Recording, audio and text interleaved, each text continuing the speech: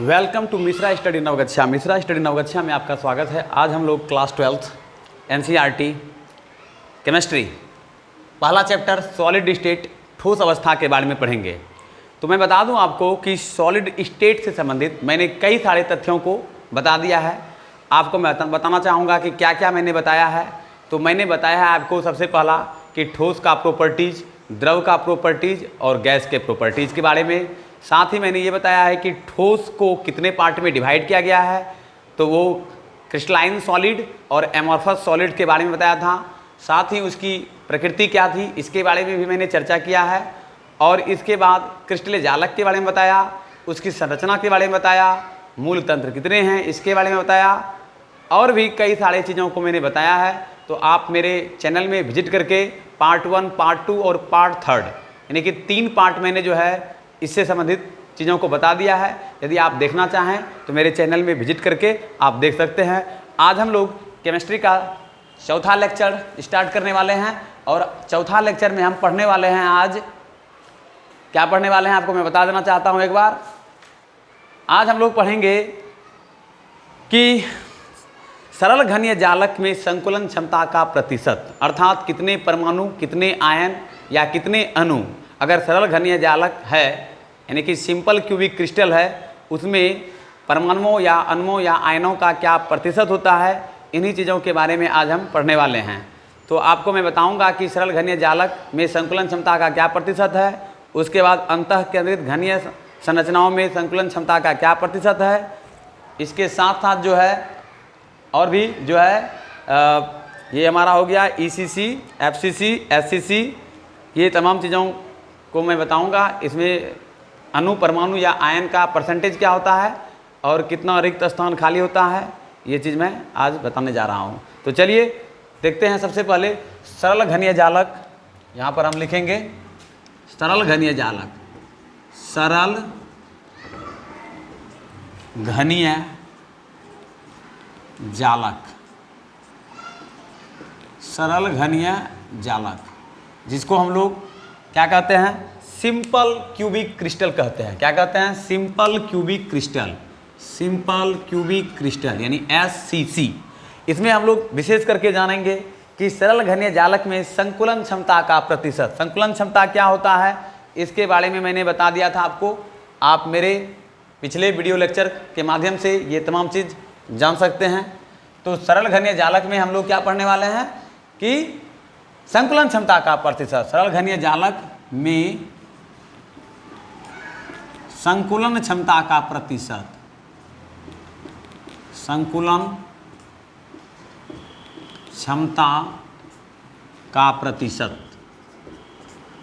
यानी कि सरल घनीय जालक में जो है, सरल घनीय जालक में जो है संकुलन क्षमता का प्रतिशत अर्थात अणु, परमाणु या आयन का क्या परसेंटेज होता है और उसमें कितना स्थान रिक्त होता है, इन्हीं चीज़ों को आज हम पढ़ेंगे।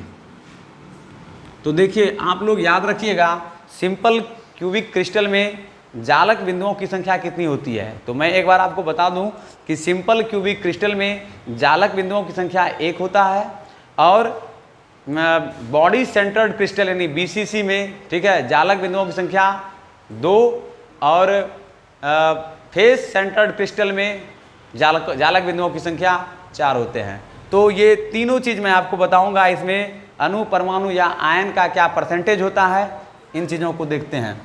तो याद रखिएगा, एक फॉर्मूला मैं यहाँ पर लिखा रहा हूँ आपको और उसी फार्मूला के अकॉर्डिंग आप सरल घनीय जालक हो यानी कि सिंपल क्यूबिक क्रिस्टल हो या बॉडी सेंटर्ड क्रिस्टल हो या फेस सेंटर्ड क्रिस्टल हो, उसमें आप लोग संकुलन क्षमता का परसेंटेज फाइंड आउट कर सकते हैं। तो यह फार्मूला याद रखिएगा कि फार्मूला है गोले का आयतन, गोले का आयतन बाय घन का आयतन, घन का आयतन गुना जेड गुना 100%, जहाँ जेड क्या होगा, जालक बिंदुओं की संख्या होगी। अब मैं आपको एक सिंपल ट्रिक देना चाहता हूँ कि सरल घनीय जालक में सबसे पहले आपको ए बराबर क्या होता है ये चीज़ आपको जानना होगा। तो देखिए ए क्या होता है, भुजा होता है, और हमारा ए बराबर जो होगा, अगर हम सिंपल क्यूबिक क्रिस्टल का बात करें तो ए बराबर होगा हमारा 2r, 2 गुना त्रिज्या। ये याद रखिएगा, क्योंकि ये थोड़ा सा लंबा हो जाता है, आपको किसी दिन समझाने का प्रयास करेंगे। सिर्फ अगर आप एग्जाम में निकालिएगा तो a = 2r पुट कीजिएगा। तो चलिए इसको हम सॉल्व करते हैं। अब तो यहाँ पर सॉल्व करते हैं कि गोले का आयतन क्या होता है।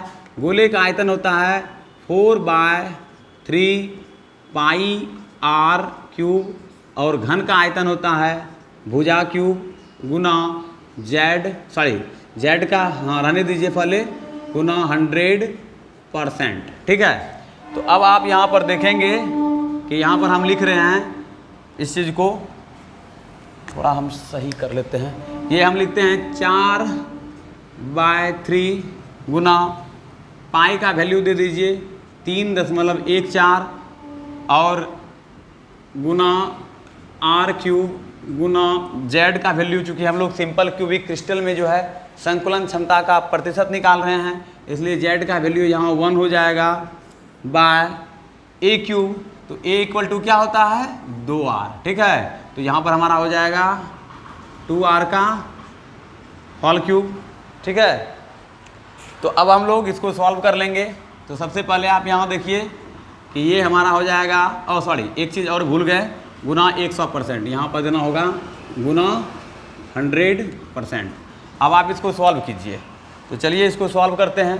तो देखिए ये हमारा हो जाएगा 4/3 मल्टीप्लाई 3.14 गुना 100 कीजिएगा, तो ये हमारा हो जाएगा 314 गुना r³ गुना 1 कीजिएगा तो r³ हो जाएगा बाय 2r पर अगर होल क्यूब कीजिएगा तो आपका हो जाएगा 8r³, यानी कि यहाँ पर हो गया आपका 8r³ और r³ से r³ कट गया, कैंसिल हो गया। अब देखिए इसको हम क्या करेंगे, भाग है तो गुना में परिवर्तित कर देंगे। तो इसको लिखेंगे हम इस तरह से 4 × 314/3 गुना 1/8। अब इसको आप सॉल्व कर लीजिए। तो ये देखिए 4 दूनी 8 हो जाएगा और आपका इस तरह से हो जाएगा 314/6। ठीक है। अब इसको आप भाग दे दीजिएगा, तो आपको भाग देने के बाद जो है इसका आंसर आ जाएगा 52.4%। तो ये इसका रिजल्ट रहेगा। तो आपने समझा कि सरल घनीय जालक यानी कि सिंपल क्यूबिक क्रिस्टल में संकुलन क्षमता का प्रतिशत कितना होता है, 52.4% होता है। यदि आपसे पूछ दे कि रिक्त स्थान कितना खाली रहता है एससीसी में, तो 100 में से 52.4 घटा दीजिएगा, जितना प्राप्त होगा वह रिक्त स्थान होगा। तो आपने यहाँ पर एससीसी के लिए जो है संकुलन क्षमता का परसेंटेज फाइंड आउट किया। अब हम लोग नेक्स्ट जो है देखेंगे अगला बीसीसी के लिए, फिर हम लोग एफसीसी के लिए देखेंगे संकुलन क्षमता का प्रतिशत। तो इसको आप नोट डाउन कर सकते हैं। तो चलिए इसको हम आगे लेकर चलते हैं आगे। तो यहाँ पर हम लोग आगे अब लिखने वाले हैं। अब दूसरा लिखेंगे यहाँ पर। पहला आप सिंपल क्यूबिक क्रिस्टल समझे। तो सिंपल क्यूबिक क्रिस्टल का संरचना किस तरह से होता है ये मैंने बताया है आप लोगों को। आप मेरे पिछले वीडियो में विजिट करके वो तमाम चीज़ देख सकते हैं। अब हम लोग अंतः केंद्रित घनीय संरचनाओं में संकुलन क्षमता ज्ञात करेंगे। अंतः केंद्रित घनीय संरचनाओं में संकुलन क्षमता का क्या प्रतिशत होता है वो ज्ञात करेंगे। यहाँ पर लिख देते हैं अंतः केंद्रित घनीय संरचनाओं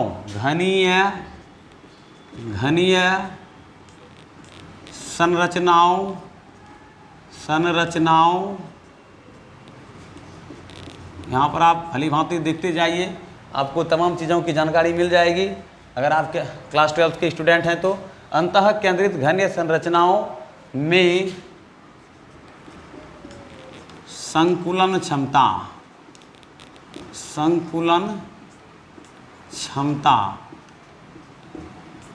का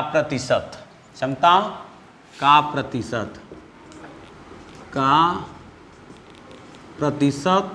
एवं रिक्त स्थान भी आप लिख सकते हैं। तो आइए सबसे पहले मैंने आपको बताया था कि यदि सिंपल क्यूबिक क्रिस्टल हो उसमें A equal to 2R put करना है।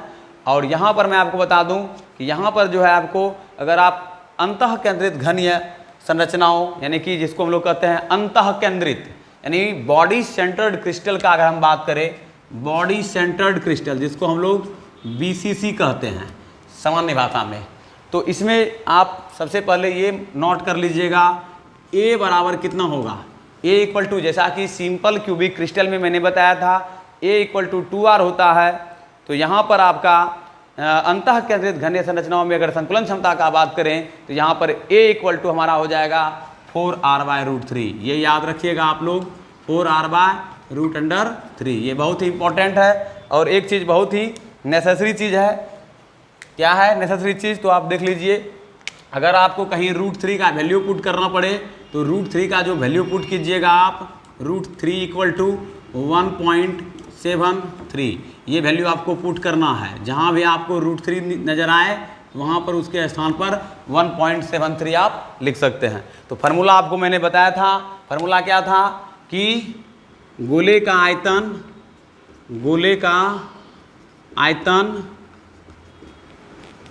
बटे घन का आयतन गुना Z। एक चीज़ और बता दूं मैं आपको कि इसमें जो है इंड सेंटर्ड क्रिस्टल यानी अंतः केंद्रित घनीय संरचना अगर हम बात करें, अर्थात बॉडी सेंटर्ड क्रिस्टल में जालक बिंदुओं की संख्या कितनी होती है, Z इक्वल टू, तो यहाँ पर हम लिख देते हैं Z इक्वल टू हमारा हो जाएगा 2। तो जहाँ भी Z आपको नज़र मिले, मतलब Z मिले, तो वहाँ पर आप 2 रखिएगा। उसमें आप 1 रखे थे, यहाँ आपको 2 लिखना है, ठीक है। तो आइए इसको अब हम लोग सॉल्व कर लेते हैं जल्दी जल्दी। तो गोले का आयतन हमारा हो जाएगा 4/3 πr³। उसके बाद यहाँ पर लिख दीजिए 100%। ये चीज़ बहुत ही महत्वपूर्ण है, इसको आप लिख लीजिए। यहाँ पर हम सॉल्व करने का प्रयास करते हैं। तो ये हमारा हो जाएगा गोले का आयतन, चूँकि 4/3 πr³ गुना Z का वैल्यू कितना है, चूँकि 2 है, 2 बाय घन का आयतन क्या होता है, भुजा क्यूब, तो A³ गुना 100%। तो आइए इसको सॉल्व कर लेते हैं। तो ये हमारा हो जाएगा 4/3, पाई का मान होता है 3.14 गुना r³ Guna 2 Guna 100% upon A का वैल्यू कितना है 4R/√3। तो यहाँ आप लिख दीजिए 4R/√3 होल क्यूब। अब इसको सॉल्व कर लेते हैं, पता चल जाएगा हमको कि BCC संरचना में जो है संकुलन क्षमता का क्या होता है। संकुलन क्षमता मतलब क्लोज पैक्ड, यानी कि कितने अणु, कितने परमाणु या कितने आयनों से वह जो है पैक्ड है कोई भी क्रिस्टल, उसी के क्षमता को हम लोग संकुलन क्षमता कहते हैं। तो यहाँ पर हम लोग लिख लेते हैं। अब देखिए, सबसे पहले हम यहाँ लिखेंगे 4/3 मल्टीप्लाई 3.14 मल्टीप्लाई 100, दैट मीन्स 314 यानी 314। उसके बाद गुना हमारा क्या हो जाएगा r³ गुना 2 बाय 4R/√3 का अगर आप होल ये करते हैं, होल क्यूब तोड़ते हैं, तो आपका हो जाएगा ये आप तोड़ करके यहाँ निकालने का प्रयास कर लेते हैं, देखते हैं कितना आता है ताकि सही हो जाए। तो ये है हमारा है 4R√3 का होल क्यूब। इसको 3 बार मल्टीप्लाई, पहले ऐसे लिख लेते हैं इसको 4/√3 इंटू r³ यानी 4/√3 होल क्यूब इंटू r³। तो r³ से r³ कैंसिल हो जाएगा, 4/√3 का होल क्यूब देखते हैं कितना आता है। तो इसको हम यहाँ पर लिखेंगे 4/√3 मल्टीप्लाई 4/√3 मल्टीप्लाई 4/√3। तो 4 चौके 16 चौकी 64, ये हमारा हो जाएगा 64/√3 मल्टीप्लाई √3 अर्थात 3√3। तो ये हमारा वैल्यू होगा 64/3√3 आ जाएगा। तो यहाँ पर हम लोग लिख लेते हैं आगे कि 64/3√3। तो यहाँ पर हम लिख देते हैं 4/3 मल्टीप्लाई 314 गुना 2/64 64/3√3 64/3√3। ठीक है, तो अब हम लोग यहाँ पर देखते हैं कि इसको सॉल्व करने का प्रयास करते हैं। तो ये हमारा हो जाएगा 4 मल्टीप्लाई 314 गुना 2/3 गुना 3√3/64। 3 से 3 कैंसिल हो जाएगा और 2 से कटा दीजिए इसको 32 बार में, 2 से कटा दीजिए इसको 2 दूनी 4, ये 16 बार में कट जाएगा। इस तरह से हमारा ये हो जाएगा 314 गुना √3/314, यानी कि 1 मिनट, 3 से 3 कट गया, 3 से 3 यानी कि 3 से 3 कटा। उसके बाद फिर हम इसको कटाएं 2 से, 2 दूनी 4, 32 दूनी 64। ठीक है, फिर आप यहाँ कटाइए 2 एकम 2, 2 अठे 16, ये हो जाएगा। तो इस तरह से हमारा हो गया 314√3 अब बाय 8। अब आप यहाँ पर देखिए 314 गुना √3 का वैल्यू होता है 1.73/8। यदि इसको आप सॉल्व कीजिएगा तो ये आपका हो जाएगा कुल मिलाकर 68%। तो आप यहाँ पर लिख लीजिए 68%। तो और शेष स्थान यदि आपसे पूछे कि कितना स्थान खाली रहता है तो 100 में से 68 घटा दीजिएगा, आपको पता चल जाएगा इसमें रिक्त स्थान कितना है। तो इस तरह से आपने समझा कि बॉडी सेंटर्ड क्रिस्टल में संकुलन क्षमता का क्या परसेंटेज है। तो 68% जो है बॉडी सेंटर्ड क्रिस्टल में संकुलन क्षमता का प्रतिशत है। अब हम लोग फेस सेंटर्ड क्रिस्टल यानी घन या निविड़ संकुलित संरचनाओं में जो है जो इसका परसेंटेज होगा वो ज्ञात करेंगे, जिसको हम लोग CCP कहते हैं या FCC भी कहते हैं। तो चलिए इसको हम लोग फाइंड आउट करते हैं। तो मूल चीज़ों को आप लोग याद रखिए ताकि जो है आपको दिक्कत नहीं हो कहीं भी। तो केमिस्ट्री बहुत ही टिपिकल सब्जेक्ट होता है, अगर आप बारीकी से नहीं पढ़िएगा तो फिर परेशानियों का सामना करना पड़ सकता है आपको। इसलिए हम लोग चाहते हैं कि हम लोग बारीकी से पढ़ें, ठीक ना। तो यहाँ पर हम लोग अब याद करेंगे फेस सेंटर्ड क्रिस्टल, यानी कि फेस सेंटर्ड क्रिस्टल जालकों में यानी क्रिस्टलों में निविड़ संकुलित क्षमता का प्रतिशत, ये फाइंड आउट करने वाले हैं हम लोग। तो FCC क्रिस्टल में, FCC को कहते हैं फेस सेंटर्ड क्रिस्टल। तो आइए कुछ मूलभूत चीज़ों को मैं आपको बताऊंगा। जैसा कि मैंने बताया कि सिंपल क्यूबिक क्रिस्टल में A = क्या होता है 2R, और उसके बाद बॉडी सेंटर्ड क्रिस्टल में मैंने बताया था कि A = क्या होता है 4R/√3। और इसी प्रकार FCC में जो है फेस सेंटर्ड क्रिस्टल में अगर A का बात किया जाए तो ये हमारा हो जाएगा A = 2√2R। याद रखिएगा आप लोग। यहाँ पर हम कुछ लिख देते हैं मूलभूत पॉइंट कि A = हमारा हो जाएगा 2√2R, ठीक है। और √2 का वैल्यू आप देख लीजिए कितना होता है। √2 का वैल्यू होता है 1.414 या 1.41 भी लिख सकते हैं, कोई दिक्कत नहीं है। और मैंने फार्मूला आपको बताया था कि फार्मूला क्या होता है, तो यहाँ पर हम लिखते जाते हैं, आप लोग देखते जाइए। तो यहाँ पर हम सबसे पहला फार्मूला जो लिखेंगे वो लिखेंगे। अच्छा, एक चीज़ मैं बताना भूल गया आपको, Z = कितना होता है। तो फेस सेंटर्ड क्रिस्टल में Z = 4 होता है। Z = कितना होता है 4 होता है, यानी कि जालक बिंदुओं की संख्या कितनी होती है 4। तो यहाँ पर हम लिख देते हैं Z = 4, ये याद रखिएगा आप। तो अब हम लोग सॉल्व कर लेंगे। तो यहाँ पर लिखेंगे गोले का आयतन बाय घन का आयतन उसके बाद गुना जेड गुना 100%।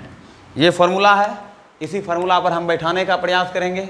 तो चलिए इसको बैठा करके सॉल्व करके आपको हम बताते हैं कि किस तरह से फाइंड आउट कर सकते हैं। तो यहाँ पर हम लोग लिखने वाले हैं, गोले का आयतन क्या होता है 4/3 पाई r क्यूब, घन का आयतन क्या होता है a क्यूब गुना z गुना 100%। ठीक है, तो अब इसको हम सॉल्व करते हैं। तो ये आप यहाँ लिखिए 4/3 गुना पाई का वैल्यू कितना होता है 3.14, तो 3.14 गुना r क्यूब गुना 4 गुना इसको पहले आप लिखिए, उसके बाद नीचे फिर a का वैल्यू कितना है 2√2r, तो यहाँ पर लिख दीजिए 2√2r का होल क्यूब गुना 100%, यही होगा। अब इसको हम लोग सॉल्व करेंगे, तो सॉल्व कर लेते हैं। तो ये कितना हो जाएगा, सबसे पहले इसको लिखेंगे हम 4/3 मल्टीप्लाई 314 गुना 100 कीजिएगा, 100% तो ये पॉइंट उड़ करके सीधा हो जाएगा 314 मल्टीप्लाई r क्यूब गुना 4/2√2 का होल क्यूब कीजिएगा, तो कितना हो जाएगा आपका 2√2 का होल क्यूब। इसको करके ट्राई कर लेते हैं। यहाँ पर 2√2 गुना 2√2 गुना 2√2, तो 2 दूनी 4 दूनी 8, √2 गुना √2 कंप्लीट 2 इंटू √2, अर्थात 16√2 हो जाएगा वैल्यू। तो हम लोग यहाँ पर लिख देते हैं 16√2।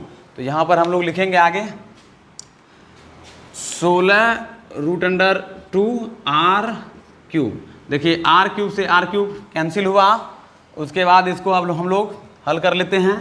तो इस तरह से लिखेंगे 4/3 मल्टीप्लाई 300, अर्थात ऐसे लिखेंगे हम ताकि दिक्कत नहीं हो। तो यहाँ पर 4 गुना 314 गुना 4/3 गुना 16√2 है, तो इसको हम 1/16√2 लिख देंगे। अब देखिए 4 एकम 4, 4 चौके 16, 4 4 कैंसिल। अब हमारा क्या बचा, अब आप देखिए, तो ये हमारा हो जाएगा इस तरह से 314/3 गुना √2 का वैल्यू कितना होता है, तो √2 का वैल्यू होता है 1.41। तो इसको आप सॉल्व कर लीजिएगा, तो आपका निकल जाएगा वैल्यू।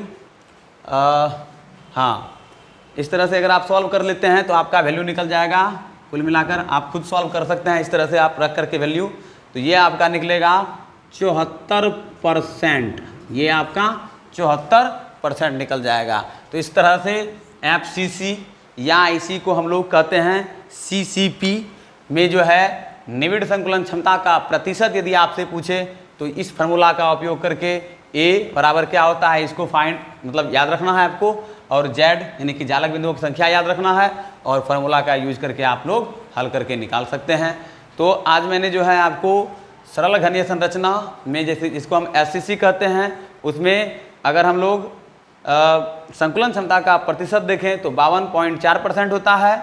उसके बाद अंतः केंद्रित घनीय संरचनाओं में संकुलन क्षमता का प्रतिशत देखें तो वो हमारा 68% होता है, और FCC क्रिस्टलों में निविड़ संकुलित संरचना का अगर प्रतिशत देखें तो हमारा 74% होता है। ये आपने समझा। अब हम लोग आगे बढ़ेंगे और आपको बताने का प्रयास करेंगे, ठीक है। चलिए इसको मिटाते हैं और आपको बताते हैं। तो आगे हम लोग बढ़ेंगे और आप भलीभांति देखते जाइए, नियमबद्ध तरीके से पढ़िए। अगर आपको कोई दिक्कत हो तो हमारा कॉन्टैक्ट नंबर 8210726290 पर संपर्क कीजिए या ईमेल कीजिए, आपकी समस्याओं को हम सॉल्व करने का प्रयास करेंगे, ठीक है। तो ये चीज़ आपने समझा। अब हम लोग नेक्स्ट पढ़ेंगे बिंदु दोष, यानी कि ठोसों में अपूर्णता के बारे में पढ़ेंगे। ठोसों में अपूर्णता के बारे में पढ़ेंगे, यानी कि ठोस में क्या क्या अपूर्णताएं पाई जाती है। ठोसों में अपूर्णता ये बहुत ही महत्वपूर्ण पॉइंट है, खास करके सॉलिड स्टेट से संबंधित। ठोसों में अपूर्णता यानी कि ठोसों में अपूर्णता क्या है, इस चीज़ को हम लोग देखने वाले हैं। तो देखिए ठोसों में अपूर्णता क्या होता है, तो ये आप जान लीजिए कि देखिए ठोसों में क्या होता है कि कभी कभी आपको मैंने बताया था कि ये देखिए ये जो अवयवी कण है, ये अवयवी कण, सॉरी थोड़ा बड़ा बनाते हैं ताकि आपको स्पष्ट समझ में आए कि ठोसों में अपूर्णता आखिर है क्या। तो जैसे कि मान लीजिए ये कण है, ये एक दूसरे से क्या हुआ है, सटा हुआ है ना, सटा हुआ है, एक भी में संरचना है इसका। लेकिन अगर हम बात करें इस तरह से, देखिए अब दूसरा भी जो है यहाँ पर सटा हुआ है इस तरह से। अब यहाँ पर आप ध्यान से देखिएगा तो आपको क्या पता चल रहा है कि ये स्थान जो है रिक्त है ना, ये स्थान क्या है, रिक्त है। यानी कि चार गोलों के बीच 1 2 3 और ये 4, तो इसमें क्या है, रिक्त स्थान है ना खाली। तो इसमें जो अपूर्णताएं देखने के लिए मिलती है, आखिर ये रिक्त स्थान है, ऐसा जो बन जाता है तो ठोस में क्या क्या अपूर्णताएं यानी कि परेशानी होती है, इस चीज़ को हम लोग देखने वाले हैं। तो देखिए इसको कहते हैं बिंदु दोष, ठीक है। तो बिंदु दोष मूल रूप से जो है 3 प्रकार के हो सकते हैं, यानी बिंदु दोष को 3 प्रकार से वर्गीकृत किया गया है। देखिए सबसे पहले आपको मैं बता दूं कि अपूर्णता कब हो जाता है ठोसों में, ठीक ना। तो इसका कारण ये है कि एक क्रिस्टलीय पदार्थों में एक बिंदु अथवा एक परमाणु के चारों ओर की आदर्श व्यवस्था में अनियमितताएं अथवा विचलन ही जो है वह बिंदु दोष कहलाता है। अगर आपसे पूछे कि बिंदु दोष किसे कहते हैं, तो आप कह सकते हैं कि जो है एक क्रिस्टलीय पदार्थों में बिंदु अथवा एक परमाणु के चारों ओर की आदर्श व्यवस्था में अनियमितताएं अथवा विचलन, ठीक ना, की जो व्यवस्थाएं होती है, इसी चीज़ को हम लोग बिंदु दोष कहते हैं, ठीक है। अब ये कई प्रकार के हो सकते हैं, तो थोड़ा सा इसके बारे में आपको हम इंट्रोडक्शन दे देते हैं। तो जो देखिए क्रिस्टल में जो होते हैं वे छोटे छोटे कण होते हैं, यानी कि कोई भी क्रिस्टल जो बना होता है अत्यंत ही सूक्ष्म कणों से मिलकर बने होते हैं, जिसे हम लोग परमाणु कहते हैं। या तो वह परमाणु का बना होगा, या तो वह अणुओं से मिलकर बना होगा, और या तो वह आयन से मिलकर बना होता है। तो ये आप लोगों ने पढ़ा होगा कि परमाणु किसे कहते हैं, यानी जिसको हम लोग इंग्लिश में एटम कहते हैं। अणु किसे कहते हैं, जिसको हम लोग मॉलिक्यूल्स कहते हैं। एंड आयन्स क्या है, तो आपको मैं बता दूं कि आयन जो होते हैं उसमें 2 ध्रुव पाया जाता है, जिसको हम लोग चार्ज भी कहते हैं, प्लस चार्ज और माइनस चार्ज। उसके बाद एटम क्या हुआ, यानी कि सबसे सूक्ष्मतम कण को हम लोग परमाणु कहते हैं, और परमाणुओं के समूह को हम लोग अणु कहते हैं, ठीक है। तो आपने समझ लिया इस चीज़ को। तो कभी कभी क्या होता है कि क्रिस्टलीय खास करके ठोसों में जो है अणु, परमाणु या आयन के कणों के बीच में कुछ अनियमितता इसलिए पाई जाती है, जैसा कि मैंने आपको बताया कि क्रिस्टलीय पदार्थों में क्या होता है, बिंदु अथवा एक परमाणु के चारों ओर आदर्श व्यवस्था में अनियमितताएं अथवा विचलन ही जो है बिंदु दोष कहे जाते हैं, ठीक है। तो इस बिंदु दोष को मूल रूप से अगर हम देखें तो बिंदु दोष को 3 प्रकारों में जो है वर्गीकृत किया जा सकता है। सबसे पहला हो गया स्टाइक्योमेट्री दोष, दूसरा हो गया अशुद्धता दोष, और तीसरा हो गया नॉन स्टाइक्योमेट्री दोष, ठीक है। तो क्या क्या हमने बताया आपको, पहला जो है स्टाइक्योमेट्री दोष, यानी बिंदु दोष को 3 पार्ट में डिवाइड किया गया है। स्टाइक्योमेट्री दोष, ये आप नोट कर सकते हैं अगर आप नोट करना चाहें तो, स्टाइक्योमेट्री दोष। और दूसरा था आपका नॉन स्टाइक्योमेट्री दोष, स्टाइक्योमेट्री दोष, अशुद्धता दोष, अशुद्धता दोष, ये हम लिख रहे हैं, आप लोग भली भांति देखते जाइए, अशुद्धता दोष।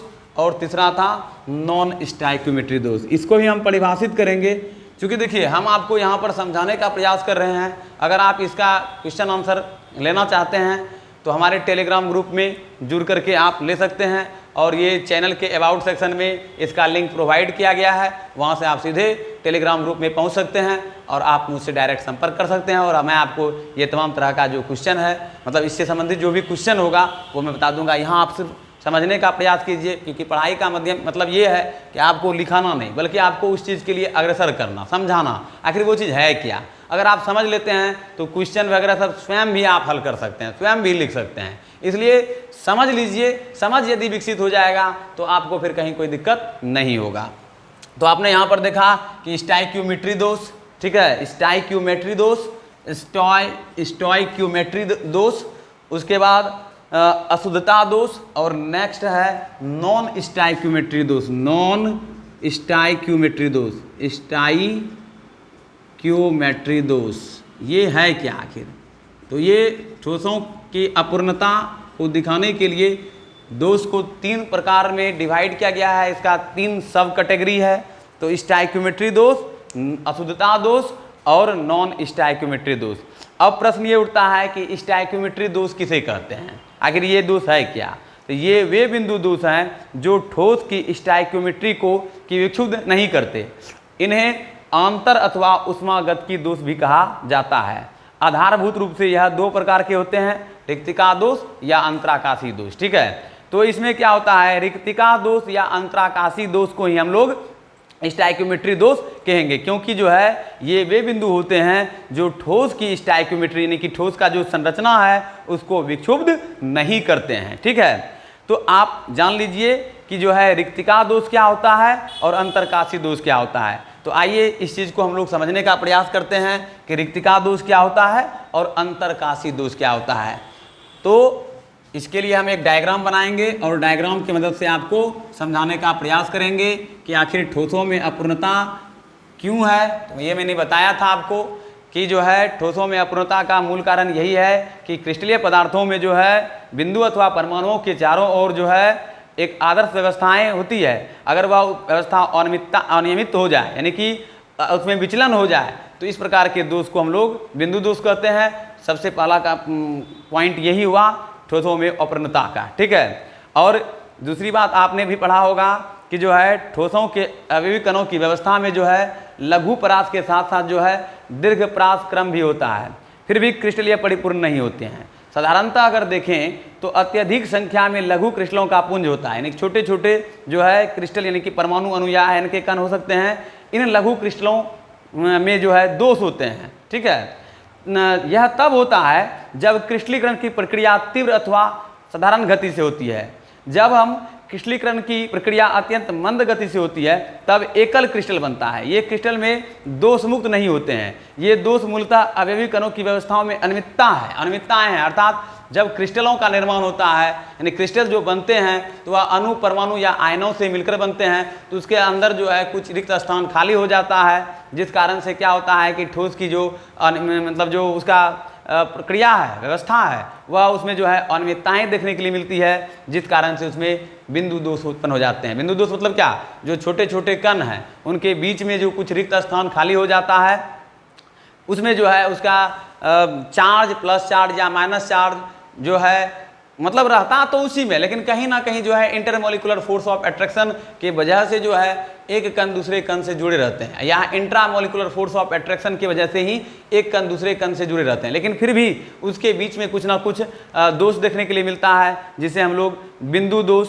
कहते हैं। जबकि जालक बिंदुओं की पूर्ण पंक्तियों की आदर्श व्यवस्था अनियमितताएं अथवा विचलन रेखीय दोष होता है, और इन अनियमितताओं को जो है क्रिस्टलीय दोष कहते हैं। समझ में आया आपको कि क्रिस्टलीय दोष क्या होता है। और बिंदु दोष को 3 जो है पार्ट में डिवाइड किया गया है, जैसा कि मैंने आपको बताया, स्टोइक्योमेट्री दोष, अशुद्धता दोष और नॉन स्टोइक्योमेट्री दोष। तो स्टोइक्योमेट्री दोष क्या होता है इसके बारे में भी मैंने चर्चा किया कि आपको परिभाषा बताया कि ये वे बिंदु दोष हैं जो ठोस की स्टोइक्योमेट्री को विक्षुब्ध नहीं करते हैं। इन्हें आंतर अथवा ऊष्मागतिकी दोष भी कहा जाता है, यानी कि इसके बीच में जो है खास करके जो चार्ज होता है वह उसी में रहता है। चार्ज या तो गायब हो जाता है या चार्ज उसी में रहता है। तो इसको जो है मूल रूप से इस दोष को यानी कि ये जो होते हैं आधारभूत रूप से अगर हम देखें तो यह 2 प्रकार के होते हैं। पहला होता है रिक्तिका दोष और दूसरा होता है अंतरकाशी दोष। तो हम लोग अब समझेंगे कि रिक्तिका दोष क्या होता है और अंतरकाशी दोष किसको कहते हैं। तो यहाँ पर आप समझ लीजिए रिक्तिका दोष, जैसा कि अर्थ मतलब जो है शब्द से पता चल रहा है रिक्तिका, रिक्तिका मतलब रिक्त स्थान, ठीक है, रिक्तिका दोष। और दूसरा होता है, पहला हो गया ये रिक्तिका दोष और दूसरा हो गया आपका अंतरकाशी दोष। आप लोग खाली ध्यान से देखते जाइए, आप गारंटी है कि जो है इस चैप्टर से 3 से 5 नंबर का प्रश्न पूछा जाता है। अगर आप सिर्फ वीडियो देख लीजिएगा तो 3 से 5 नंबर आपको आराम से मिल जाएगा, इसमें कहीं कोई तरह का दिक्कत नहीं है। अंतरकाशी यानी अंतराकाशी, अंतराकाशी दोष, तो आप लोग भली भांति जो है अगर आपको विशेष जानकारी चाहिए, चाहे वह फिजिक्स का हो, केमिस्ट्री का हो और मैथमेटिक्स का हो, मैंने अपने अबाउट सेक्शन में ये सारा चीज़ लिख दिया है। तमाम तरह की चीज़ों को मैं अपलोड भी कर दिया हूँ। यदि आप पढ़ना चाहें तो आप जो है आराम से जो है पढ़ सकते हैं, कहीं कोई दिक्कत इसमें नहीं है। यदि कोई प्रॉब्लम हो, मैंने अपना कॉन्टैक्ट नंबर भी अबाउट सेक्शन में दे दिया है, आप डायरेक्ट हमसे जुड़ सकते हैं, चाहे वह इंस्टाग्राम के थ्रू जुड़िए, चाहे व्हाट्सएप के थ्रू जुड़िए, जिस तरह से भी आप जुड़ना चाहें आप हमसे जुड़ सकते हैं। तो यहाँ पर आपने देखा कि रिक्तिका दोष और दूसरा हमारा क्या है, अंतराकाशी दोष। अब ये समझना बहुत ही इम्पॉर्टेंट हो जाता है कि रिक्तिका दोष क्या होता है और अंतराकाशी दोष क्या होता है। तो रिक्तिका दोष का पहले हम परिभाषा आपको बता देते हैं, तब उसको डायग्राम की मदद से समझाने का प्रयास करेंगे, ठीक है।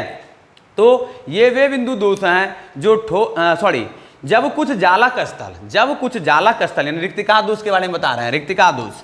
तो जब कुछ जालक स्थल यानी स्थल, जब कुछ जालक स्थल रिक्त हो तब कहा जाता है कि क्रिस्टल में रिक्तिका दोष है, ठीक है। यानी कि कुछ जालक स्थल जो होगा अगर वह रिक्त होगा तो उसको हम लोग कहेंगे रिक्तिका दोष। और यह जो है पदार्थ के घनत्व को कम कर देता है, पदार्थ गर्म करने पर भी इस प्रकार का दोष उत्पन्न हो जाता है। यानी कि किसी भी पदार्थ को अगर हम गर्म करते हैं, हीट करते हैं, उसका टेम्परेचर इंक्रीज होगा तो भी कहीं ना कहीं यह दोष देखने के लिए मिलता है। इसका मतलब ये हुआ कि कुछ जालक स्थल जब रिक्त हो जाता है तब हम कहते हैं कि क्रिस्टल में रिक्तिका दोष है। तो आइए इसको हम डायग्राम के मदद से समझने का प्रयास करते हैं। रिक्तिका दोष क्या है, जैसे मान लीजिए ये एक क्रिस्टल है, ये एक क्रिस्टल है। थोड़ा हमको सही फिगर बनाने दीजिए। देखिए पिक्चर बहुत ही महत्वपूर्ण है और पिक्चर के माध्यम से ही आप समझ सकते हैं। तो ये देखिए, ये 1 2 3, 1 2 3, 1 2 3, 1 2 3, इस तरह से मैंने बनाया। अब आप देखिए ये क्या है, अब यहाँ पर आप देखिए ये हो गया प्लस, ठीक ना, माइनस, फिर प्लस, फिर हो गया माइनस प्लस माइनस, फिर यहाँ पर हो गया प्लस माइनस प्लस, फिर यहाँ पर माइनस प्लस माइनस, इस तरह का, ठीक है। तो अब आप देखेंगे इस तरह की चीज़ों को कि प्लस माइनस इसी तरह से चलता है। तो क्या होता है कि कभी कभी रिक्तिका दोष कब होता है, तो रिक्तिका दोष के बारे में जैसा कि मैंने आपको परिभाषित किया कि जब कुछ जालक स्थल रिक्त हो, अर्थात कहने का मतलब है कि ये धन चार्ज, ये ऋण चार्ज, इसी तरह का ये एक, इसमें कोई दोष नहीं है, ठीक है। लेकिन कुछ स्थान जैसे रिक्त हो जाए, मान लीजिए ये स्थान पर चार्ज नहीं हो, रिक्त हो जाए, ठीक है, तो इस तरह का या तो माइनस चार्ज लुप्त हो जाए या तो प्लस चार्ज मान लीजिए लुप्त हो जाता है। तो इस तरह का आप डायग्राम यहाँ पर देखिए, आपको मैं और स्पष्ट करके बताना चाहूँगा। तो ये आप देखिए इस तरह का डायग्राम है। तो 1 2 3, 1 2 3, 1 2 3, इस तरह का ही रहेगा संरचना इसका। आपको मैं समझाने का सिर्फ प्रयास कर रहा हूँ। तो आप देखिए यहाँ पर हमारा क्या है, पॉजिटिव चार्ज, नेगेटिव चार्ज, इस तरह से होगा। अगर मान लीजिए ये प्लस है तो ये माइनस, ये प्लस, ये फिर माइनस प्लस माइनस, फिर यहाँ पर plus minus plus minus plus. अब देखिए ये खाली स्थान है, यहाँ पर माइनस नहीं है तो इसमें रिक्ति हो गया। इसी चीज़ को हम लोग रिक्तिका दोष कहते हैं। या मान लीजिए यहाँ प्लस चिन्ह गायब हो जाए, यदि यहाँ पर आप प्लस चिन्ह गायब कर देते हैं, ये मान लीजिए गायब हो गया, तो इसको हम लोग रिक्तिका दोष कहेंगे। तो आपने समझा कि जब मतलब कुछ जालक स्थल जो है रिक्त हो तब कहा जाता है कि क्रिस्टलों में रिक्तिका दोष है, ठीक है। अर्थात वह पदार्थ के घनत्व को कम कर देता है, पदार्थ गर्म करने पर भी इस प्रकार का दोष उत्पन्न हो जाता है। तो ये जो है पदार्थ के घनत्व को, डेंसिटी को कम कर देगा, इसी चीज़ को हम लोग रिक्तिका दोष कहते हैं। तो रिक्तिका दोष के बारे में आपने समझा कि रिक्तिका दोष क्या होता है। अब हम लोग अंतराकाशी दोष समझते हैं क्या होता है। अंतराकाशी दोष किसे कहते हैं, अर्थात जब कुछ अवयवी कण, अवयवी कण का मतलब ये हुआ कि परमाणु अथवा अणु, ठीक है, अंतराकाशी स्थल पर पाए जाते हैं, ठीक है, अंतराकाशी स्थल पर पाए जाते हैं, हाँ, तो अंतराकाशीय स्थलों पर पाए जाते हैं तब कहा जाता है कि क्रिस्टलों में अंतराकाशीय दोष है। यानी अंतराकाशीय मतलब क्या हुआ, बीच में, ठीक है, बीच में जब पाया जाता है तो उसको हम लोग अंतराकाशीय दोष कहते हैं। और यह दोष जो है पदार्थ के घनत्व को बढ़ाता है, ठीक है, यानी कि इसमें क्या होता है, प्लस चार्ज या माइनस चार्ज गायब होगा तो पदार्थ का घनत्व कम हो जाएगा, जबकि अंतराकाशीय दोष में क्या होता है कि पदार्थ का घनत्व कम नहीं होता है बल्कि पदार्थ का घनत्व जो है बढ़ जाता है या वही रहता है, ठीक है, पदार्थ का घनत्व बढ़ाता है, ठीक है। तो रिक्तिका और अंतराकाशीय दोषों में अगर हम देखें तो उसमें क्या होता है कि नन आयनिक ठोस भी दिखाई पड़ते हैं।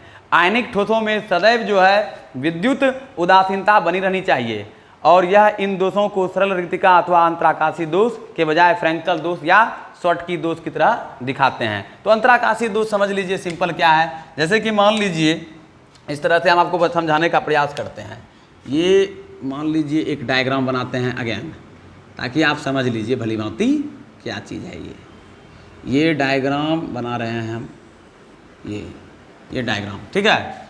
तो अब देखिए इसमें 1 2 3 1 2 3 1 2 3 1 2 3, ठीक है, इस तरह से। अब देखिए अंतराकाशीय दोष क्या होता है। अंतराकाशीय दोष का मतलब ये हुआ जैसे कि ये हमारा क्या है, प्लस माइनस प्लस, फिर हमारा माइनस प्लस माइनस, फिर हमारा हो गया ये हमारा प्लस माइनस प्लस, फिर हमारा माइनस प्लस। अब देखिए ये हमारा जो ये देख रहे हैं माइनस, अब ये माइनस यदि माइनस उठ करके कहीं इस बीच में आ जाए, यहाँ अगर आ गया, ठीक है, तो ये जगह हमारा क्या होगा, खाली हो जाता है। और ये खाली होने के बाद ये कहाँ चला आया, रहा तो इसी में, लेकिन अब यहाँ पर ये आ गया, ठीक है, यहाँ पर आ गया ये उठ करके। तो इसी चीज़ को हम लोग क्या है, आप देख रहे हैं ना बीच में आ गया है, इसी चीज़ को हम कहते हैं अंतराकाशीय दोष। इस तरह का जब सिस्टम हो जाता है ऐसे ही चीज़ों को हम लोग अंतराकाशीय, इसमें क्या होगा, या तो प्लस उठकर आ जाएगा, एक गोला अपना छोड़ करके जो एक निश्चित पैटर्न है उसको छोड़ करके कहीं बीच में चला आया, या मान लीजिए माइनस आ गया या तो प्लस आ गया। तो इस तरह के दोषों को ही हम लोग अंतराकाशीय दोष कहते हैं। तो आपने समझा कि रिक्तिका दोष क्या है और अंतराकाशीय दोष क्या है। आइए अब आगे चीज़ों को समझते हैं। अब हम लोग समझेंगे कि फ्रैंकल दोष और शॉटकी दोष क्या होता है। तो फ्रैंकल दोष क्यों होता है, इसी अंतराकाशीय दोष के कारण से ही फ्रैंकल दोष और शॉटकी दोष होते हैं। तो अब पहले हम लोग समझेंगे कि फ्रैंकल दोष क्या होता है। तो फ्रैंकल दोष यह दोष जो है आयनिक ठोसों द्वारा दिखाया जाता है, खास करके आयनिक यानी प्लस और माइनस चार्ज के थ्रू जो है इस ठोस को हम लोग दिखाते हैं। तो लघुत्तर आयन यानी कि साधारणतः धनायन अपने जो है वास्तविक स्थान से विस्थापित होकर अगर अंतराकाशीय स्थान में चला जाता है, यानी कि अगर धनायन यानी प्लस चार्ज विस्थापित होकर अंतराकाशीय स्थान में जो है चला जाता है तो यह वास्तविक स्थान पर रिक्तिका दोष और नए स्थान पर अंतराकाशीय दोष उत्पन्न करता है। और फ्रैंकल दोष को विस्थापनीय दोष भी कहते हैं। फ्रैंकल दोष को क्या कहा जाता है, विस्थापनीय दोष। आपको परीक्षा में पूछ सकता है कि विस्थापनीय दोष किसे कहते हैं, तब आप कंफ्यूज कर जाइएगा। आपने पढ़ा होगा यहाँ फ्रैंकल दोष और शॉटकी दोष, लेकिन फ्रैंकल दोष को ही विस्थापित दोष भी कहा जाता है। यह ठोस के घनत्व को परिवर्तित नहीं करता है, अर्थात ठोस का जो घनत्व होगा वह परिवर्तित नहीं होगा। फ्रैंकल दोष जो है उन आयनिक पदार्थों द्वारा दिखाया जाता है जिसमें आयनों के आकार में अधिक अंतर होता है, जैसे कि जिंक सल्फाइड हो गया, उसके बाद AgCl हो गया, AgBr हो गया, AgL हो गया, और इस तरह की चीज़ों को हम लोग फ्रैंकल दोष कहेंगे। तो आइए फ्रैंकल दोष को थोड़ा सा उसी चीज़ को डायग्राम में लेंगे हम और समझाने का प्रयास करते हैं। देखिए पहले फ्रैंकल दोष कहते किसको है मैंने बताया आपको, फ्रैंकल दोष।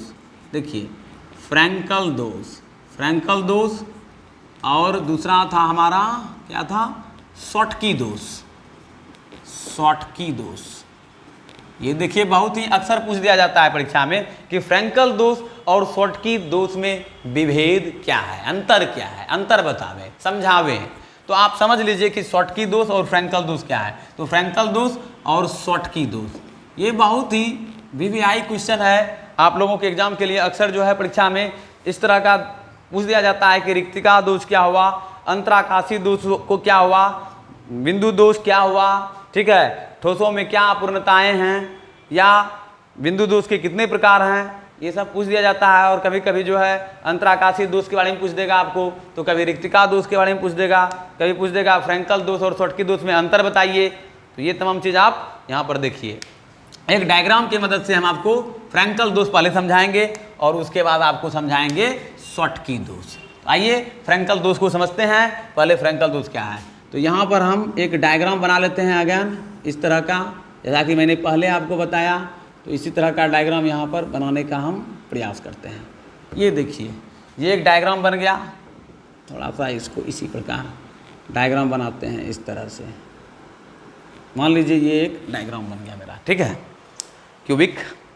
अब देखिए 1 2 3 4, 1 2 3 4, 1 2 3 4, 1 2 3 4, ये सब अवयवी कण है, परमाणु, अणु या आयन, जो भी कह सकते हैं आप इसको, ठीक है। तो अब देखिए इसमें क्या होता है, तो ये हमारा हो जाएगा, यहाँ पर आप भली भांति देखते जाइए ताकि आप समझिए।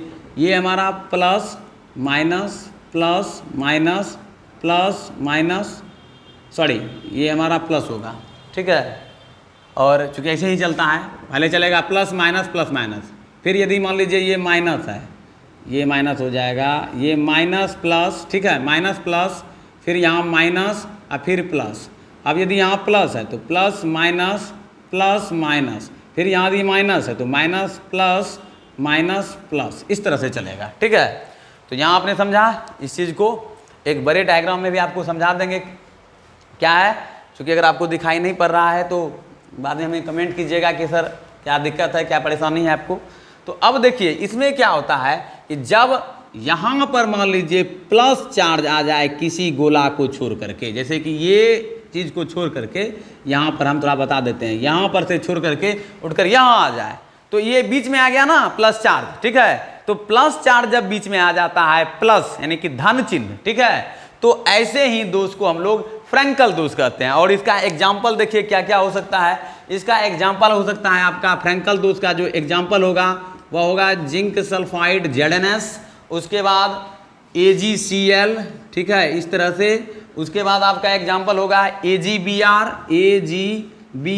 ये यौगिक है। ये सब याद रखिएगा कि फ्रैंकल दोष कौन कौन से यौगिक में पाए जाते हैं। ऑब्जेक्टिव पूछ देगा कि बताइए कि ZnS में किस प्रकार का दोष पाया जाता है, तो आप कहिएगा फ्रैंकल दोष, ठीक है। ये ऑब्जेक्टिव पूछ दिया जाता है कभी कभी। उसके बाद आप देखेंगे कि एक इसमें कॉमन है, देखिए AgBr जो देख रहे हैं, ठीक है, ये जो यौगिक है इसमें सिर्फ फ्रैंकल दोष ही नहीं पाए जाते हैं बल्कि शॉटकी दोष भी पाया जाता है, ठीक है। तो ये कॉमन है। अक्सर जो है परीक्षा में घुमाने के लिए इस तरह का प्रश्न पूछता है ताकि जो है आप लोग घूम जाएंगे। तो इसलिए घूमना नहीं है, आप लोगों को सही तरीके से समझना है कि AgBr ही जो है अपवाद है जिसमें दोनों प्रकार के दोष पाए जाते हैं, ठीक है, यानी फ्रैंकल दोष भी और शॉटकी दोष भी। तो यहाँ पर आपने समझा कि फ्रैंकल दोष क्या होता है, इसमें धनायन चिन्ह जो है किसी जो उसका परमाणु या अणु या आयन के जो कण है, तो वो उसमें क्या होता है कि प्लस चार्ज उठ करके जब बीच में यानी रिक्त स्थान में आ जाता है तो इन्हीं चीजों को हम लोग फ्रैंकल दोष कहते हैं, ठीक है। अब हम लोग शॉटकी दोष समझते हैं कि शॉटकी दोष क्या होता है। ये कुछ एग्जाम्पल था फ्रैंकल दोष इसमें पाया जाता है, जैसे ZnS हो गया, AgCl हो गया, AgBr हो गया, ये सब हमारा फ्रैंकल दोष के एग्जाम्पल हुए। अब हम लोग शॉटकी दोष को समझते हैं। तो शॉटकी दोष में क्या होता है, आइए शॉटकी दोष को देखते हैं। तो शॉटकी दोष के लिए एक डायग्राम बनाते हैं, थोड़ा बड़ा बनाते हैं फिर डायग्राम, ताकि आप लोग भली भांति देखिए। ये देखिए एक डायग्राम बना, तो ये हमारा 1 2 3, 1 2 3, 1 2 3, ठीक है। तो अब आप यहाँ पर देखिए चार्ज तो वही रहेगा, ठीक है। अब चार्ज कैसे चलेगा इसमें, इस तरह से माइनस प्लस माइनस, फिर यहाँ पर हो जाएगा आपका plus minus plus minus plus minus, ठीक है, इस तरह से। तो अब यहाँ पर आपको देखने के लिए क्या मिलेगा, ठीक है, इसका मतलब अब यहाँ पर आप देखेंगे, सबसे पहले आपको शॉर्ट की दोष का परिभाषा बता देते हैं कि यह आधारभूत रूप से आयनिक ठोसों को रिक्तिका दोष है, यानी आयनिक ठोस का एक रिक्तिका दोष है। रिक्तिका मतलब आपको बताए थे कि कभी प्लस चार्ज आ जाएगा तो कभी माइनस चार्ज आ जाएगा। जैसे कि मान लीजिए यहाँ पर माइनस चल रहा है, प्लस चल रहा है, ठीक है, तो अब यहाँ पर जो आएगा वह कौन सा चीज आएगा, अब यहाँ माइनस चल रहा है तो यहाँ पर क्या आएगा, ठीक है, यहाँ पर क्या आएगा, इस तरह का कुछ रिक्त स्थान रहता है जो क्या होता है, धनायन या ऋणायन गायब हो जाता है, ठीक है। तो धनायन और ऋणायन जो होते हैं वो गायब हो जाते हैं। बता देते हैं आपको कि यह आधारभूत रूप से आयनिक ठोसों का रिक्तिका दोष है। विद्युत उदासीनता को बनाए रखने के लिए लुप्त होने वाले धनायनों और ऋणायनों की संख्या जो है बराबर होते हैं। सरल रिक्तिका दोष की भांति जो है शॉर्टकी दोष भी पदार्थ के घनत्व को घटाता है। याद रखिएगा ये चीज, आपने समझा कि शॉर्टकी दोष क्या होता है, कि यह आधारभूत रूप से आयनिक ठोसों का एक रिक्तिका दोष है और विद्युत उदासीनता को बनाए रखने के लिए लुप्त होने वाले धनायनों और ऋणायनों की संख्या जो होती है बराबर होती है। यदि मान लीजिए प्लस चार्ज गायब होगा तो एक माइनस भी गायब होगा। ऐसा नहीं है कि सिर्फ खाली प्लस ही गायब होगा, प्लस गायब होगा तो वो फ्रेंकल दोष हो गया, या माइनस गायब होगा तो यदि कोई एक आयन गायब होता है, ठीक है, अंतराकाशीय स्थान पर चला जाता है तो वो फ्रेंकल दोष हुआ। लेकिन इसमें क्या होता है कि दोनों गायब होता है, प्लस भी गायब होता है और माइनस भी गायब होता है। तो इस तरह का दोष ही हमारा जो है शॉर्टकी दोष कहलाता है। तो आपने समझा कि शॉर्टकी दोष क्या होता है, तो फ्रेंकल तथा शॉर्टकी दोनों ही दोष दिखता है इसमें जो है फ्रेंकल दोष और शॉर्टकी दोष दोनों दिखाई देता है, खास करके शॉर्टकी दोष में। तो कभी कभी फ्रेंकल दोष तो आपको मैंने बताया प्लस चार्ज माइनस चार्ज दोनों तरह का दोष इसमें दिखाई देगा, इसलिए मैंने आपको एग्जाम्पल देकर बताया था कि AgBr एक ऐसा यौगिक है जिसमें दोनों तरह के दोष देखने के लिए मिलते हैं, अर्थात शॉर्टकी दोष और फ्रेंकल दोष। तो यहाँ पर आप लिख सकते हैं, यदि मान लीजिए यहाँ पर प्लस है तो यहाँ माइनस गायब हो जाएगा, यहाँ पर मान लीजिए ये प्लस गायब होगा, यहाँ प्लस होगा, यहाँ माइनस होगा। ये चीज़ को लिखा नहीं जाता, आप लोग सिर्फ समझिए कि यानी कि प्लस और माइनस दोनों गायब होगा, ठीक है। किसी स्थान से ये माइनस है तो यहाँ हो जाएगा, प्लस है तो यहाँ आ जाएगा। तो इस तरह का माइनस प्लस दोनों तरह का जब इसमें गायब होता है, धनायन और ऋणायन दोनों लुप्त होते हैं, तो इसी चीज़ों को हम लोग फ्रेंकल दोष नहीं बल्कि शॉर्टकी दोष कहेंगे। तो चलिए अब हम लोग समझ गए कि जो है फ्रेंकल दोष क्या होता है, जिसको हम लोग अशुद्धता दोष, स्टाइकोमेट्री, नॉन स्टाइकोमेट्री दोष। अब हम लोग आगे जो है पढ़ेंगे विद्युतीय गुण के आधार पर जो है कैसे जो है कार्य करता है, ठीक है। हमारा कोई भी ठोस जो है विद्युत चालकता में जो है अद्भुत विविधताएं दर्शाते हैं, यानी कि ठोस जो है विद्युत चालकता में, यानी विद्युत चालकता में, यानी विद्युत के चालन में ठोस का क्या इम्पैक्ट होता है, क्या प्रभाव होता है, इन चीज़ों को आज हम समझने का प्रयास करेंगे। तो आइए चलते हैं। देखिए क्वेश्चन है विद्युतीय गुण। अब नेक्स्ट पॉइंट हमारा क्या है, विद्युतीय गुण। ये बहुत ही महत्वपूर्ण पॉइंट है, आप लोग भली भांति पढ़िए। देखिए केमिस्ट्री में जो है कुल मिलाकर इसमें 16 चैप्टर प्रोवाइड किया गया है और 16 चैप्टर में आपको प्रत्येक चैप्टर को बारीकी से पढ़ना होगा। यदि आप देखिए अक्सर विद्यार्थी केमिस्ट्री में क्यों कम मार्क्स लाता है, सबसे पहला क्वेश्चन एराइज होता है, आखिर कम मार्क्स क्यों आ जाता है केमिस्ट्री में। कई सारे ऐसे बच्चे होते हैं जिनको ये परेशानी होती रहती है कि अरे केमिस्ट्री इतना टफ क्या है, उसको रिएक्शन समझ में नहीं आता है। बशर्ते आप लोग भली भांति जो है उसको समझने का प्रयास कीजिएगा, उस पर टाइम जो है दीजिएगा और मेहनत कीजिएगा और अच्छे टीचरों के संपर्क में रहिएगा, तो आपको केमिस्ट्री में कहीं कोई तरह का दिक्कत नहीं होगा। और अपना जो अगर दिक्कत है आपको, तो बैकबोन अगर आपका मजबूत नहीं है, यानी कि जो उसका मूल चीज़ है, यदि वो प्रॉब्लम है आपका, तो फिर आप नहीं समझ सकते हैं। इसलिए आप उसको बैकबोन को भी देखिए, यानी पीछे की चीज़ों को भी थोड़ा सा देखिए। अगर मान लीजिए परमाणु समझ में नहीं आता है कि परमाणु क्या है, तो क्लास 9th का बुक उल्टाइए, क्लास 11th का बुक उल्टाइए, थोड़ा सा उसके बारे में पढ़िए, तभी होगा। बहुत सारे ऐसे शिक्षक हैं जो कह देते हैं कि क्लास 12th सिर्फ पढ़ लीजिए, क्लास 11th पढ़ने का कोई ज़रूरत नहीं है। लेकिन अगर आप बारीकी से किसी भी चीज़ को नहीं पढ़िएगा तो फिर आपको समझ में नहीं आएगी, ठीक है। इसलिए बारीकी से पढ़ने का प्रयास कीजिए और कुछ अपना एफर्ट डालिए ताकि जो है आपको हर चीज़ समझ में भली भांति आ जाए। तो चलिए हम लोग अब विद्युतीय गुण यानी कि इलेक्ट्रिकल प्रॉपर्टीज़ क्या है, यानी कि कोई भी ठोस में देखने के लिए इलेक्ट्रिकल प्रॉपर्टीज़ की कौन कौन से ठोस होंगे जो विद्युत के चालक होंगे, कौन कौन से ऐसे ठोस होंगे जो विद्युत रोधी होंगे, कौन कौन से ऐसे ठोस होंगे जो अर्धचालक होंगे, ये तमाम चीज़ जो है आपको हम कल पढ़ाने का प्रयास करेंगे, क्योंकि आज हम बहुत थक चुके हैं आज के लिए इतना ही, मिलते हैं। यानी कि विद्युतीय गुण यहाँ लिख देते हैं थोड़ा सा, ताकि आपको समझ में आ जाए, क्योंकि आज हम बहुत थक चुके हैं। अब आपको मैंने आज सिर्फ निविड़ संकुलन क्षमता पढ़ाया और उसके बाद ठोसों में अपूर्णता पढ़ाया। अब विद्युतीय गुण जो है इलेक्ट्रिकल प्रॉपर्टीज ऑन सॉलिड, यानी कि यहाँ लिख देते हैं इलेक्ट्रिकल प्रॉपर्टीज ऑन सॉलिड, यानी कि ठोस पदार्थों में जो है हम लोग विद्युतीय गुण किस तरह से देखेंगे, क्या है, इसके बारे में हम लोग नेक्स्ट टॉपिक के माध्यम से नेक्स्ट वीडियो में बताएंगे। इसमें आपको बताएंगे चालक पदार्थ क्या होते हैं, विद्युतरोधी क्या होते हैं, अर्धचालक क्या होते हैं, धातुओं में विद्युत का चालन कैसे होता है, अर्धचालकों में विद्युत का चालन कैसे होता है, ठीक है। उसका बैंड सिद्धांत पढ़ाएंगे आपको, तब जाकर जो है आप समझिएगा कि ये क्या है, एन टाइप अर्धचालक क्या है, पी टाइप अर्धचालक क्या है, ये चीज़ पढ़ाएंगे। उसके बाद लास्ट हमारा चैप्टर बचेगा, मतलब लास्ट जो लेक्चर होगा वह होगा चुंबकीय गुण, यानी मैग्नेटिक प्रॉपर्टीज़ के बारे में पढ़ेंगे ठोसों में, कि ठोसों में मैग्नेटिक प्रॉपर्टीज़ क्या है, तब जाकर हमारा ये चैप्टर कंप्लीट होगा। और चुंबकीय गुण के माध्यम से हम लोग समझेंगे अनुचुंबकत्व क्या होता है, प्रतिचुंबकत्व क्या होता है, लोह चुंबकत्व क्या होता है, प्रतिलोह चुंबकत्व क्या होता है, और फेरी चुंबकत्व क्या होता है। ये तमाम चीज़ आपको जानना होगा। अगर आप पूरा वीडियो लेक्चर नियमबद्ध तरीके से देख लेते हैं तो आपको 3 से 4 नंबर इससे रिलेटेड जो पूछा जाता है एग्जाम में आसानी से आप कर सकते हैं। तो आज के क्लास में मैंने आपको ये तमाम चीज़ बताया। यदि वीडियो अच्छा लगे तो लाइक शेयर अवश्य करें, और यदि अभी तक मेरे चैनल को आपने सब्सक्राइब नहीं किया है तो ज़रूर कर लीजिए, ताकि इस तरह का वीडियो आप लोगों से मिस नहीं हो। आज के लिए इतना ही, मिलते हैं नेक्स्ट वीडियो में। धन्यवाद, thank you for watching my video. आपका दिन शुभ हो।